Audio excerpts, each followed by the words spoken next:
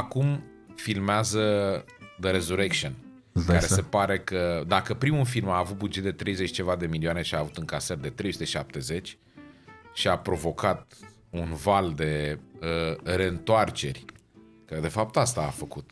Un film de convertire. Da, dar de un film de convertire foarte real, abia aștept să văd ce se întâmplă acum și la atâția ani. Gândește că cu un preț mult mai mic financiar e filmul acesta Man of the God despre viața Sfântului Nectarie.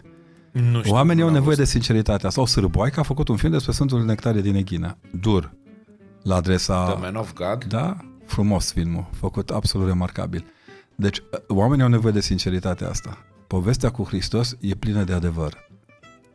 Dacă m-ar întreba cineva care e propoziția preferată din Evanghelie, e simplu. Eu sunt calea, adevărul și viața.